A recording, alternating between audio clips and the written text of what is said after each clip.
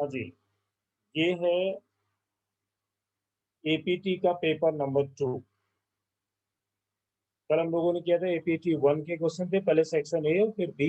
ये है एपी 2 का पेपर नंबर 2 जिसका क्वेश्चन नंबर 19। इसमें लिखा है कि position of particle moving along x axis depend upon this. एक इक्वेशन दी गई थी, ऑप्शन पे अगर देखें तो करेक्ट स्टेटमेंट हमें निकालने थे। दूसरा टोटल डिस्प्लेसमेंट बताना था, टोटल डिस्टेंस बतानी थी, वेलोसिटी की बात हो रही थी और इसके चलने की डायरेक्शन की बात हो रही थी। जब भी ऐसे क्वेश्चन आते हैं सबसे पहले इक्वेशन के पास जाओ और डिस्प्लेसमेंट के बारे में सोचो। तो इसकी अगर इनिशियल पोजीशन जानना चाहते हैं तो टाइम टी जीरो पर निकालो। टाइम टी का वैल्यू जीरो रखोगे, 1 minus E to the power ये जीरो होगा, तो यहाँ पर आएगा 2 1 minus E to the power zero. और किसी पर पावर अगर जीरो है तो उसका वैल्यू 1 होता है, तो यहाँ पर आएगा 1, ये 1 से 1 कैंसिल होगा मतलब जीरो। इनिशियल पोजीशन आ गई पार्टिकल की। मान लो कोई एक ओरिजिन है जहां से ये चलेगा, तो ये आ गया जीरो। अब इसमें ध्यान से देखो तो कहीं टाइम की बात नहीं की गई है, लेकिन एक वर्ड यूज किया गया है कि टोटल डिस्प्लेसमेंट, टोटल डिस्टेंस बतानी है। तो टोटल टाइम का मतलब है टाइम को बहुत ज्यादा यानी लास्ट तक ले लो, जिसको हम लोग मानते हैं इंफिनिटी। तो पहला टाइम मैंने निकाला जीरो पर और दूसरा डाल दिया इंफिनिटी। तो जब इस फंक्शन का वैल्यू इंफिनिटी पे निकालोगे तो यहाँ पे 2 1 minus E to the power infinity, और ये पता है 2 1 माइनस डिवाइड बाई इंफिनिटी।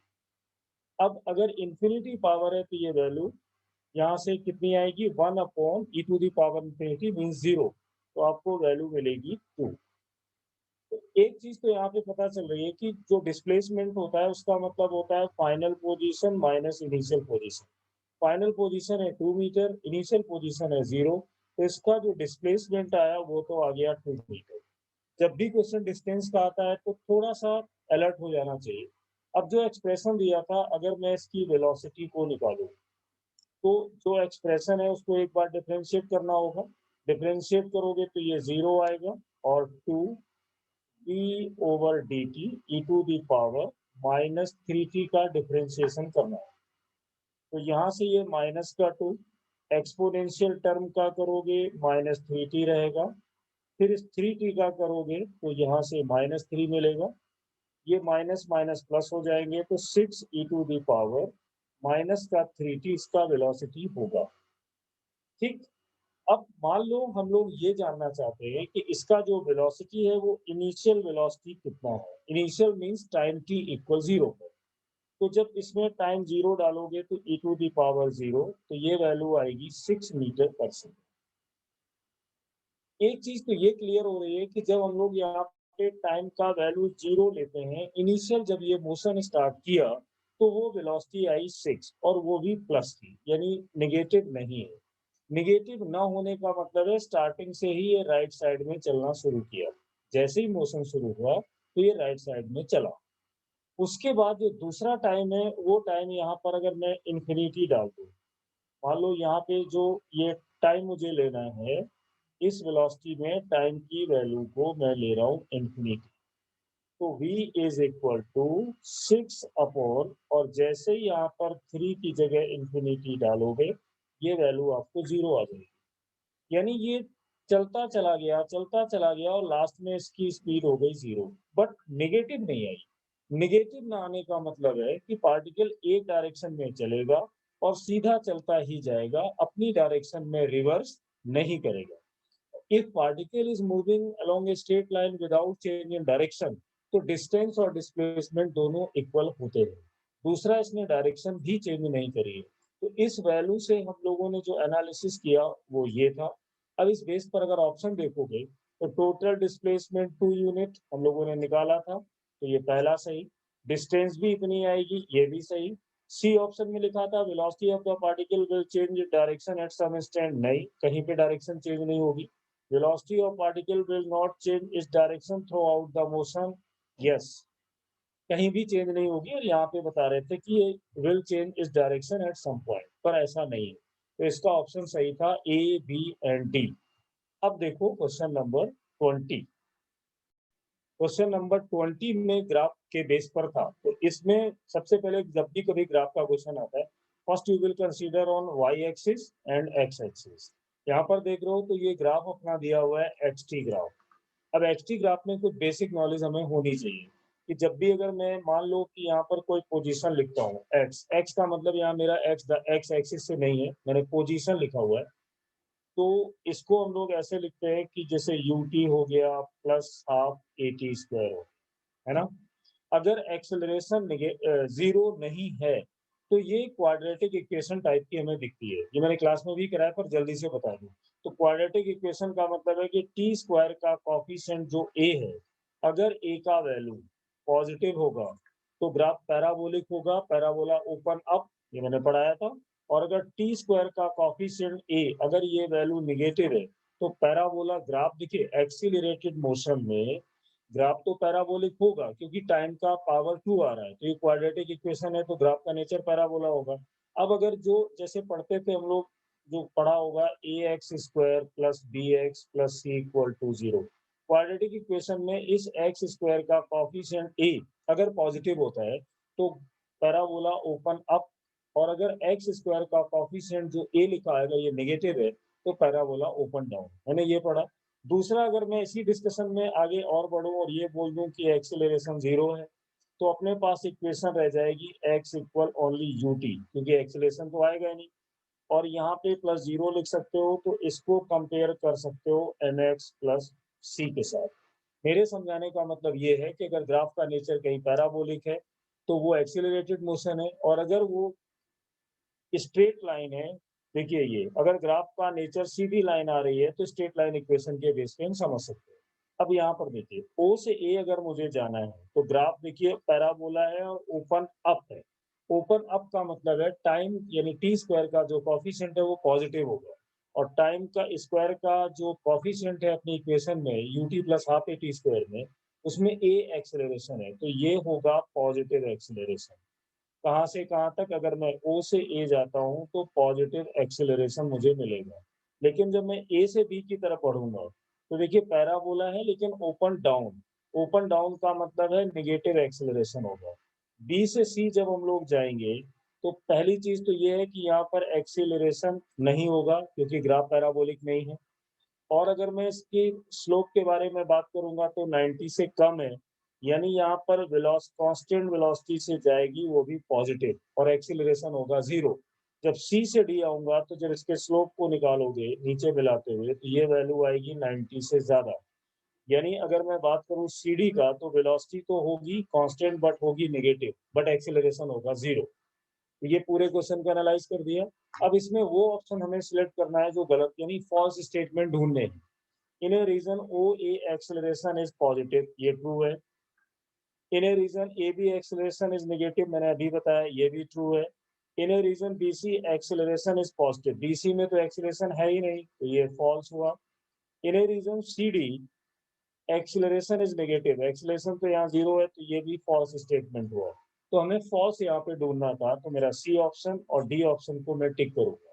ये था क्वेश्चन नंबर 20। अब आते हैं 21 पर। 21 एक अच्छा क्वेश्चन है वर्क पावर एनर्जी से।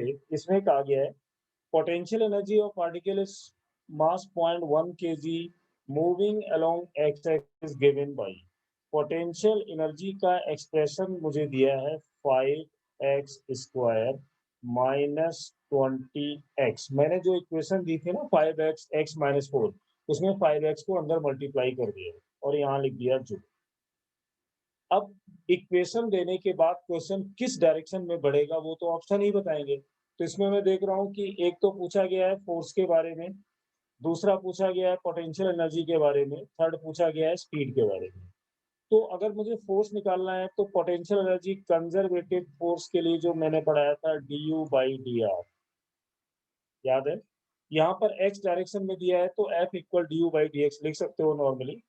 तो मैं यहाँ पे d ओवर डी एक्स कर देता हूँ किसका, जो मुझे एक्सप्रेशन दिया गया है 5x स्क्वायर माइनस 20x, पर माइनस को मत भूल जाना। तो ये माइनस रहेगा बाहर, यहाँ पर आएगा 10x और यहाँ पर आएगा 20 माइनस के साथ। फोर्स की वैल्यू को ध्यान से देखो, अगर मैं x की वैल्यू को चेंज करता हूँ तो फोर्स का वैल्यू चेंज होगा। तो फोर्स एक वेरिएबल है, अगर x नहीं आता तो मैं कांस्टेंट बोलता, तो the particle acted force is variable, ये ट्रू स्टेटमेंट है, यानी पहला ऑप्शन हमारा होगा। दूसरा इसमें बात की जा रही है मिनिमम पोटेंशियल एनर्जी। तो बेसिक मैथ में पढ़ाया गया था मैक्सिमा मिनिमा। अगर मैं इसका D you over D x निकालूं, तो ये डी यू ओवर, देखना यहाँ पर एक गलती मत कर देना, एक बार ये D you over D x तुमने किया तो ये -10x-20 आया, तो इसको दोबारा मत करने लग जाना, नहीं तो माइनस साइन परेशान करेगा। बात हो रही है पोटेंशियल एनर्जी के मिनिमम होने की, तो पोटेंशियल एनर्जी के एक्सप्रेशन को ही मिनिमम मैक्सिमम में डालना। तो डी ओवर डी एक्स निकालोगे तो ये आएगा 10x और माइनस का 20। u का वैल्यू हो सकता है कि मिनिमम हो और हो सकता है कि मैक्सिमम हो। मिनिमम हो या मैक्सिमम हो, दोनों ही केस में मैं इसको जीरो कर सकता हूँ, ये अच्छे से पढ़े हुए। तो ये जीरो लिखोगे, यहाँ पर 10x माइनस 20, तो x का वैल्यू आया 2। ये जो 2 वैल्यू है, ये जो फंक्शन हमें दिया है x इक्वल टू पर इक्वलिब्रियम में होगा। यहाँ पर तो मैंने ये देख लिया कि मैक्सिमा या मिनिमा वैल्यू किस पर होगी, 2 पर होगी। अब मुझे ये नहीं पता है कि मैक्सिमा होगी कि मिनिमा होगी, तो अपनी पुरानी वाली जो थ्योरी पढ़ी थी हम लोगों ने, उस पर हमें जाना होगा। कैसे जाओगे? देखो, याद होगा कि जो एक्सप्रेशन आता है उसको एक बार और सेकंड डेरिवेटिव निकालना है। सेकंड डेरिवेटिव इस फंक्शन का निकालोगे तो 10x का डिफरेंशिएशन 10 आएगा, 20 का आएगा 0, यानी ये जो वैल्यू 10 आ रही है, ये वैल्यू आ रही है पॉजिटिव। और मैंने अच्छे से पढ़ा है कि अगर मैक्सिमम मिनिमम में सेकंड डेरिवेटिव आपका 0 से बड़ा आता है, इसका मतलब है वो फंक्शन का वैल्यू मिनिमा होगा। तो मिनिमा होगा कितने पर? x इक्वल 2 पर, यानी जो फंक्शन हमें दिया गया वो मिनिमा रिप्रेजेंट कर रहा है x इक्वल 2 पर। इसका मतलब ये हुआ कि दिए गए एक्सप्रेशन का जो पोटेंशियल एनर्जी होगी वो मिनिमम होगी, और कितने पर होगी? x इक्वल 2 पर होगी। तो अगर उस पोटेंशियल एनर्जी को निकालें, ध्यान रखना ये जो पोटेंशियल एनर्जी निकालोगे ये मिनिमम होगी, क्योंकि आपने ये प्रूफ किया है। अब पोटेंशियल एनर्जी का एक्सप्रेशन था 5x², तो 5 रखो, x की जगह रखना होगा मुझे 2, तो ये 4 होगा, माइनस का 20 इंटू 2, तो ये वैल्यू आएगी 20 माइनस 40, यानी ये वैल्यू आ रही है -20 जूल। तो मिनिमम जो पोटेंशियल एनर्जी होगी वो होगी -20 जूल। देखिए यहाँ लिखा है मिनिमम पोटेंशियल एनर्जी इज -20, यानी ए भी सही, बी भी सही।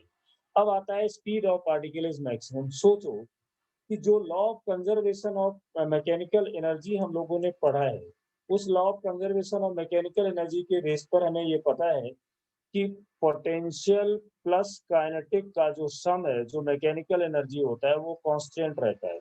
अगर किसी एक्सप्रेशन में ये पोटेंशियल एनर्जी मिनिमम आ रही है, इसका मतलब हुआ के का वैल्यू कैसा होगा? मैक्सिमम, क्योंकि दोनों मिनिमम तो हो नहीं सकते, एक घटेगा तो एक को बढ़ना होगा, क्योंकि दोनों के सम को कांस्टेंट रखना है।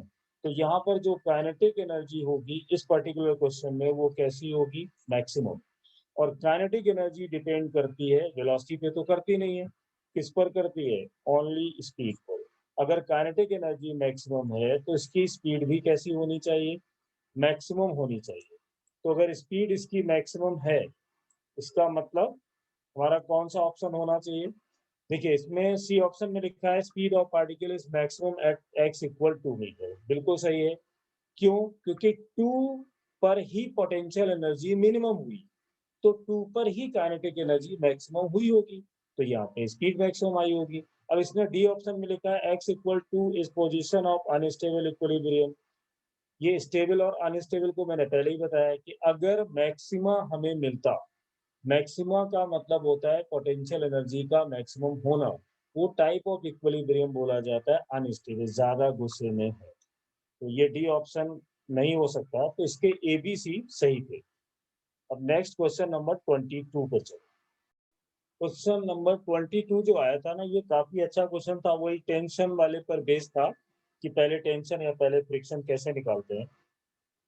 तो टफ नहीं है, देखना जब भी ऐसे क्वेश्चन आया करे ना, तो उनको पहले इसका फ्री बॉडी बनाया करो। जैसे यहाँ पर देखो, पहले ये mg लगेगा, इसी mg यहाँ पर जो टेंशन का काम करेगा, तो ये देखिए t इधर जा रहा है। अब अगर मैं ये देखूं कि जो हमारा 4m वाला ब्लॉक है, इस पर ऊपर की तरफ लगने वाला फोर्स कितना है, जो कि टेंशन है, तो फिर ये नीचे की तरफ इसमें कौन-कौन से फोर्सेस लगेंगे। तो एक बार यहाँ पे देखना, अगर मैं इस ब्लॉक की फीलिंग की बात करूँ, तो यहाँ पर इस पर जो फोर्स लगेगा वो 4 mg sin 45, और ये वाली जो टेंशन है ये इसको ऊपर खींचना चाहती है, ठीक? अब तुम्हें ये देखना है कि क्या इन दोनों के बीच में कोई फ्रिक्शन भी है? तो दिखाई दे रहा है कि इसमें कोएफिशिएंट ऑफ फ्रिक्शन का वैल्यू दिया गया है 1/√2, यानी फ्रिक्शन भी है। तो अगर टेंशन T से इस ब्लॉक को ऊपर कोई पुल करेगा, ये ब्लॉक ऊपर जाने की टेंडेंसी में आएगा, तो क्या इसका फ्रिक्शन नीचे की तरफ काम करेगा? बिल्कुल करेगा। और वो फ्रिक्शन का वैल्यू मैक्सिमम की अगर मैं बात करूँ तो कितना हो सकता है? नीचे क्यों लग रहा है? फ्रिक्शन का काम है रिलेटिव मोशन को अपोज करना। तो जल्दी में सॉल्व नहीं करते, कूल होके किया करो। म्यू एन लिखोगे, अब देखोगे म्यू का वैल्यू है आपके पास 1/√2। नॉर्मल फोर्स एंगल 45 है, तो इसका वैल्यू होगा, ये ध्यान रखना है, मास अकेला m नहीं है, मास की वैल्यू है 4 mg, और साथ में होगा cos 45। तो cos 45 को मैं लिख देता हूँ 1/√2। √2 इससे कैंसिल करोगे तो ये वैल्यू आएगी 2 mg, यानी मैक्सिमम फ्रिक्शन फोर्स अगर यहाँ पर लग रहा है नीचे, वो 2 mg लग रहा है। टेंशन ऊपर कितनी लग रही है? T लग रही है। तो अब मुझे सबसे पहले इसमें ये देखना है कि क्या जो टेंशन का वैल्यू है mg और फ्रिक्शन फोर्स का वैल्यू है 2 mg, तो क्या ये mg वाला ब्लॉक इसको अपनी तरफ खींच पाएगा? तो आंसर है नहीं खींच पाएगा। क्यों नहीं खींच पाएगा? क्योंकि इधर की तरफ जो अवेलेबल फ्रिक्शन है उसका वैल्यू कितना दिख रहा है? 2 mg, और जो पुलिंग है वो कितनी दिख रही है? पुलिंग अकेली इतनी नहीं है, थोड़ा सा इसको और समझना पड़ेगा। मान लो फिलहाल मैं अभी, अगर मैं टेंशन पे फोकस करूं या थोड़ी देर के लिए पहले पुलिंग लिख दूं, नहीं तो कंफ्यूजिंग हो जाएगी। पुलिंग कितनी है? पुलिंग का पहला फोर्स जो लग रहा है नीचे वो लग रहा है 4 mg sin 45, जिसको मैं लिख सकता हूँ 1/√2, और टेंशन इसको खींच रही है, ये नेट पुलिंग फोर्स इस पे लग रहा है। अब अगर इसको जरा हम लोग अगर सॉल्व करें और यहाँ पे √2 से और यहाँ पर √2 से मल्टीप्लाई करें तो नीचे 2 बनेगा, इसको काट दो तो ये आता है 2√2 mg, और ये जो टेंशन का वैल्यू है ये देखिए साफ दिखाई दे रहा है mg। ये मैंने कैसे जाना इतना होगा? एक्सीलरेशन तो यहाँ है ही नहीं, क्योंकि टेंशन ऊपर खींचना चाहेगी तो नीचे का फोर्स ज्यादा हो जाएगा। 4 mg sin 45 अगर नीचे की तरफ पुल करना चाहेगा तो फ्रिक्शन तुरंत ऊपर की तरफ लगने लग जाएगा, तो टेंशन वाली साइड ज्यादा हो जाएगी, मतलब मोशन तो नहीं होगा। पहले तो मैंने यही देख लिया। कैसे देखा? जब पी ने इसको पुल करने की कोशिश करी तो 4 mg sin 45 और फ्रिक्शन दोनों ने मिलकर उसको अपोज किया, तो टेंशन नहीं इसको ले जा पाई। थोड़ी देर के लिए मान लो कि 4 mg sin 45 नीचे ले जाने की कोशिश करने लगा, तो फ्रिक्शन रिलेटिव मोशन को अपोज करेगा। अगर 4m नीचे जाना चाहेगा तो फ्रिक्शन ऊपर लग जाएगा, तो टेंशन ये वाली टी और फ्रिक्शन दोनों साथ हो जाएंगे, तब भी 4m नहीं जा पाएगा, तो मोशन तो नहीं होगा। लेकिन अगर मैं बात करूं कि 4m पर नेट पुलिंग फोर्स कितना है, अगर मैं ये मानता हूं कि ये स्मॉल ब्लॉक m इसको खींच रहा है, तो ये सामने लिखा है 2√2 mg, और mg मोशन नहीं हो रहा है तो एक्सीलरेशन तो होगा नहीं। तो नेट पुलिंग फोर्स की अगर बात की जाए तो mg यहाँ से कॉमन ले सकते हो, 2√2 -1, ये Ft आ गया। यहाँ तक बात समझ में आ गई। अब दूसरी चीज इसमें ये देखो, जैसे मैंने तुम्हें निकालना बताया था कि स्ट्रिंग के बीच में टेंशन कैसे निकालते हो, तो पहले यहाँ पर तुमने देखा कि जो मैक्सिमम फ्रिक्शन फोर्स लगा वो 2 mg लगा, और खींचने वाला फोर्स जो स्ट्रिंग पे लगा वो केवल mg लगा। तो क्या टेंशन 4m को पुल कर पाई? नहीं कर पाई। अब फ्रिक्शन जो 4m है, 4m पर जो मैक्सिमम फ्रिक्शन फोर्स है वो है 2 mg, लेकिन ये एक स्मार्ट फोर्स होता है, इंटेलिजेंट फोर्स होता है। इसके पास कितनी भी वैल्यू क्यों ना हो, पर ये देता उतनी ही जितनी डिमांड आ रही हो। तो इस टेंशन ने कितनी डिमांड करी? mg की डिमांड करी। तो अपने टोटल फ्रिक्शनल फोर्स में से ये कितना देगा? तो कितना उसको सप्लाई करेगा? जितने से टेंशन ने खींचने की कोशिश की है उतना ही देगा। कहने का मतलब है इस स्ट्रिंग के अंदर जो टेंशन डेवलप हुई वो कितनी होगी, mg होगी। जैसे पहला ऑप्शन लिखा था tension in string mg, yes ये ट्रू है। दूसरे में लिखा था frictional force on block 4 and 2 mg होगा, block of mass m move upward direction वाला फॉल्स स्टेटमेंट।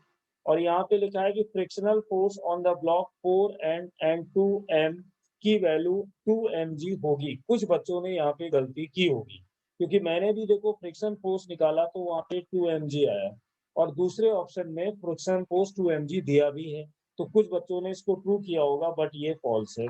क्यों? क्योंकि इसने क्वेश्चन में ये नहीं लिखा है कि द मैक्सिमम फ्रिक्शन, देखिए यहाँ पर अगर मैं एक वर्ड यूज कर देता, maximum frictional force on the block 4 m will be 2 mg, तो ये सही हो जाता। पर इसने मैक्सिमम तो नहीं लिखा, इसने बोला फ्रिक्शन लगेगा कितना, तो फ्रिक्शन उतना ही लगेगा जो नेट पुलिंग हो रही होगी ब्लॉक पर। अब ध्यान से देखो, तुम्हारे पास जो नेट पुलिंग निकल कर आई है, अगर उस नेट पुलिंग को मैं एक सेकेंड रखना इधर पे, हाँ देखो, नेट पुलिंग फोर्स हम लोगों ने जो निकाला वो कितना निकाला है, ये। अब इसको देखो, mg 2√2 + 1, ये नेट पुलिंग फोर्स है।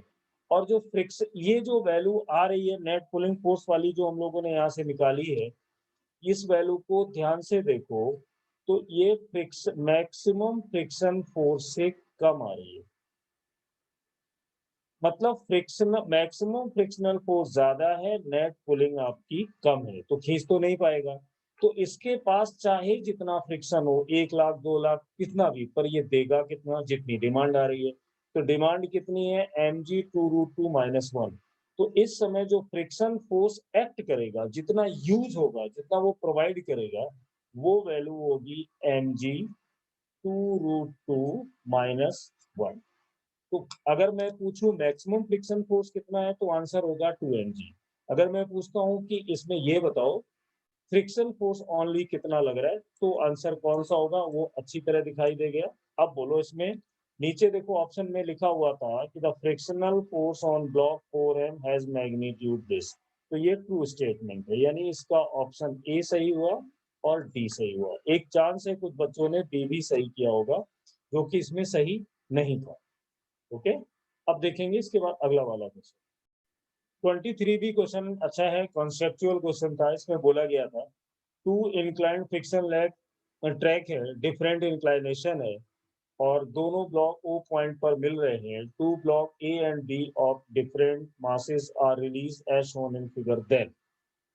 तो इसमें ऑप्शन में पहले देखो क्वेश्चन किस डायरेक्शन में सॉल्व होगा, ऑप्शन ही बताएंगे। तो इसमें दो बातें की जा रही, कौन पहले पहुंचेगा और कौन से, क्या दोनों सेम स्पीड से पहुंचेंगे, या पहले या जल्दी पहुंचेंगे, या दोनों इक्वल पहुंचेंगे। तो इसको समझने के लिए क्या करो, पहले जो क्वेश्चन तुम्हारा दिया गया ना, उसका डायग्राम उसी अकॉर्डिंग बनाने की कोशिश करो। यहाँ से ना अगर मैं एक एच हाइट ले लूँ, ये वाली, तो डायग्राम से ही दिख जाएगा ये एंगल अल्फा है और ये एंगल बीटा है। तो अगर मैं डायग्राम पे नजर डालूं तो मुझे साफ दिखाई दे रहा है बीटा का वैल्यू अल्फा से ज्यादा है, तो डायग्राम में ही बता दिया। दूसरी चीज इसमें यह है कि कौन पहले पहुंचेगा, कौन जल्दी पहुंचेगा। यहाँ पर एक ब्लॉक रखा हुआ है जिसको ए माना गया है, यहाँ पर जो ब्लॉक रखा गया है उसको बी माना गया है। मैंने कई बार बोला है कि इंक्लाइंड प्लेन पर अगर कोई ब्लॉक रखा है तो उस पर अगर एक्सेलरेशन निकालना चाहते हो तो वो मास पर डिपेंड नहीं करता। ए का एक्सेलरेशन होगा जी साइन बीटा, है ना, और जो बी पर एक्सेलरेशन लगेगा वो होगा जी साइन अल्फा। आ गया। अब एक्सेलरेशन किसका बड़ा किसका कम उस पर नहीं जाते। जब ये इस प्लेन पर मूव करेगा, मैंने मान लिया कि जब ये यहाँ से यहाँ तक आएगा तो ये वाली डिस्टेंस अगर मैं निकालने की कोशिश करूँ एस, तो वो आएगी एच, क्योंकि sign beta equal perpendicular upon hypotenuse, तो ये बनेगा साइन बीटा अगर ए वाले की डिस्टेंस निकाली। यानी ब्लॉक ए जिस प्लेन पर मूव करेगा उसे नीचे तक आने के लिए वो मैंने ये लेंथ निकाली हुई है, तो ये हाइट के टर्म में आ गई एच साइन बीटा। जरा देखना, अपनी इक्वेशन ये कहती है कि x equal U T plus half A T square. S का वैल्यू कितना होगा ए के लिए, H upon sine beta, initially इसने साफ बोला है कि दोनों रेस्ट से रिलीज किए गए, तो यहाँ पर 0 कर दिया, 1/2। एक्सेलरेशन का वैल्यू फॉर ए कितना था, जी साइन बीटा, और ये वैल्यू है टी स्क्वायर की, किसके लिए, ए ब्लॉक के लिए। अब अगर मैं इसको सॉल्व करूं तो यहाँ पे लिखूंगा एच, और ये 2 ऊपर जाएंगे, यहाँ पर जी आएगा, साइन बीटा पहले से ही है, उसको स्क्वायर कर लो, और ये टी ए कर लो, और यहाँ पर अंडर रूट लगा दो। जैसे ही इस पे अंडर रूट लगाओगे, आपको एक दिखाई देगा कि 2h और g, ये तो सारा कुछ कांस्टेंट है, अंडर रूट से बाहर कौन आएगा, साइन बीटा। तो एक रिलेशन बन के आ रहा है कि T A inversely proportional to sine beta. तो अगर मैं दोनों का कंपैरिजन करूं, बीटा का एंगल अगर बढ़ता है, यानी बढ़ता नहीं है, एंगल तो वेरिएबल है, पर अल्फा के कंपैरिजन में बीटा ज्यादा है, बीटा ज्यादा है तो साइन बीटा का वैल्यू ज्यादा होगा, तो टाइम का वैल्यू कम होगा, यानी ए को नीचे तक आने में कम टाइम लगेगा, वो एक्सप्रेशन यहाँ पे बता रहा है, क्योंकि बीटा का वैल्यू बड़ा है और साइन में एंगल बढ़ने से वैल्यू बढ़ती है। तो टाइम कम लगने का मतलब क्या हुआ, ए फास्ट मूव करेगा, ऐसा मैं नहीं बोल रहा हूँ, मैं सिर्फ ये बता रहा हूँ ए को नीचे तक आने में टाइम कम लगेगा, बीटा को पहुंचने में टाइम ज्यादा लगेगा। जिस तरह से मैंने ये रिलेशन निकाला है, अगर इधर भी निकालोगे तो ये देख लो, ये वाली डिस्टेंस मान लो S2 हो सकती है, पर ये है तो h ही ना, तो S2 डिस्टेंस भी अगर आप लोग यहाँ से निकालोगे तो आएगी h अपॉन साइन अल्फा, और वही s इक्वल ut वाला फॉर्मूला डालोगे तो h अपॉन साइन अल्फा लिखोगे। u इनिशियल वेलोसिटी 0 है, हाफ करोगे, एक्सेलरेशन कितना था इसका, तो g साइन अल्फा और t स्क्वायर b के लिए। कुल मिला के जब सॉल्व करोगे ना b के लिए, तो रिलेशन फिर से वही आ जाएगा, g अपॉन साइन अल्फा। इसमें आया था बीटा। अब ध्यान से देखो, जो अल्फा का एंगल है वो कम है, और अगर साइन में एंगल कम होता है तो वैल्यू घटती है। तो यहाँ पे अगर मैं ये नहीं कह रहा हूँ कि अल्फा कम ज्यादा हो रहा है, अगर अल्फा बीटा का कंपैरिजन करोगे तो साइन अल्फा की वैल्यू कम होगी साइन बीटा के कंपैरिजन, तो ये वैल्यू बढ़ जाएगी, यानी टीबी की वैल्यू टी ए के कंपैरिजन में ज्यादा होगी। बी ब्लॉक को नीचे आने में ज्यादा टाइम लगेगा, ए को कम लगेगा, तो ए पहले आएगा और बी बाद में आएगा। तो जैसे पहला ऑप्शन था, both block will reach at bottom same time, ये फॉल्स स्टेटमेंट है। Block A will reach at the bottom earlier, ये ट्रू स्टेटमेंट है, तो बी ऑप्शन सही हो गया। पहला चीज तो हो गया कि हमारा जो बी ऑप्शन होगा वो सही आ रहा है। अब इसमें देखो, आगे इसने कहा है कि ब्लॉक, देखिए, block will reach bottom with same speed. अब ये समझ में नहीं आ रहा है कि दोनों का टाइम अलग अलग है, तो दोनों की जो स्पीड है वो सेम कैसे आ रही है। तो सेम स्पीड को निकालने के लिए थोड़ा सा और आगे चलते हैं। देखना, स्पीड निकालने का सिंपल फॉर्मूला होता है v equal u plus AT, यही पढ़े हम लोग। अब यहाँ से क्या करो, u का वैल्यू 0 कर दो। मान लो मैं a का स्पीड निकालना चाहता हूँ, a का एक्सेलरेशन क्या था, g साइन बीटा, और इसको टाइम कितना लगा था जब सॉल्व किया था अभी, तो टाइम की वैल्यू आई थी अंडर रूट 2h जो निकाली थी, अपॉन में इसके यहाँ पे साइन बीटा आ जाएगा, अंडर रूट से बाहर आ जाएगा, और जी की वैल्यू तो रहेगी। अब इसमें ध्यान से देखो, साइन से साइन आप कैंसिल कर सकते हो। अगर मैं इसकी वैल्यू को लिखूं, अंडर रूट के अंदर ले जाऊं, तो ये बचेगा 2h g। हो सकता है इसमें कुछ छूट गया हो, वो देख लेना है। ए का वैल्यू यही था, टाइम का वैल्यू जो मैंने निकाला था वो 2h अपॉन जी साइन बीटा समथिंग आया था, ए निकालोगे। इसी टाइप से जब बी के बारे में सोचोगे, यू 0 है, एक्सेलरेशन उसका होगा जी साइन अल्फा, और टाइम का वैल्यू उसका भी निकालोगे तो 2h/g, और बाहर आ जाएगा आपका साइन अल्फा। क्यों आ जाएगा, क्योंकि यहाँ पे देखा था स्क्वायर में आया था, अल्फा अल्फा काट दोगे और यहाँ जी है, तो ये वैल्यू भी लगभग ऐसे ही कुछ आ जाएगी, यानी बी। तो ये देख रहे हो कि ए का स्पीड भी वही निकलता है, बी का स्पीड भी वही निकलता है, वो हाइट पर डिपेंड कर रहा है और जी पे डिपेंड कर रहा है। लॉजिकली भी समझ सकते हो कि यहाँ पे जब फ्रिक्शन दिया ही नहीं है तो ग्रेविटेशनल फोर्स अप्लाई होगा, और ग्रेविटेशनल फोर्स किस पर डिपेंड करता है, इनिशियल पोजीशन क्या है और फाइनल पोजीशन क्या है। तो किसी भी पार्टिकल का जो स्पीड होगा वो हाइट पर और जी पर डिपेंड करेगा, इंक्लाइनेशन एंगल पर नहीं, क्योंकि कंजर्वेटिव फोर्स पाथ पर डिपेंड नहीं करते। तो ऐसे भी हम सोच सकते थे। तो इसमें जो ऑप्शन फाइनली निकल कर आए वो दो कौन कौन से हैं? एक तो ऑप्शन हम लोगों ने इसमें निकाला है कि इसमें बी ऑप्शन सही होगा, और उसके बाद ऑप्शन सी सही होगा। बी ऑप्शन में था ए पहले पहुंचेगा, और सी ऑप्शन में था कि दोनों की स्पीड सेम होगी। तो ये 23rd का डिस्कशन पूरा।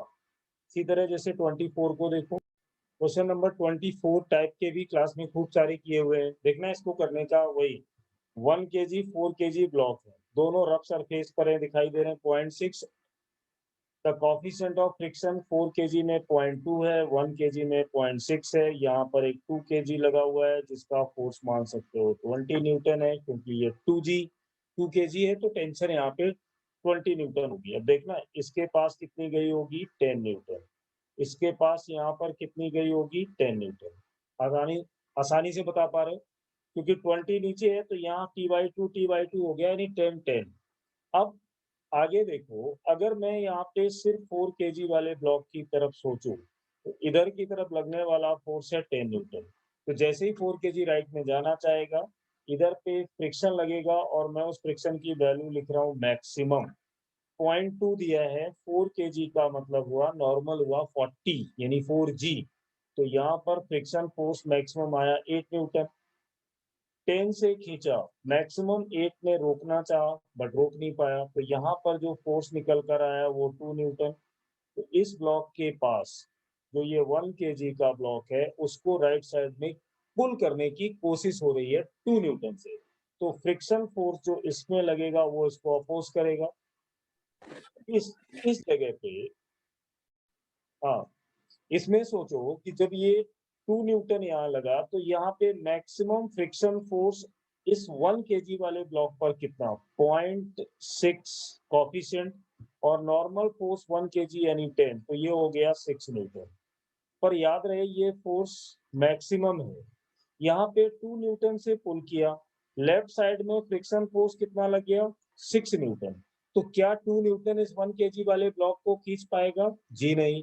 लेकिन ऐसा मत सोचने लग जाना कि लेफ्ट हैंड साइड में 6 न्यूटन है तो 1 kg वाला ब्लॉक लेफ्ट हैंड साइड में 4 न्यूटन से भागने लग जाएगा। नहीं, friction force self adjustable force है।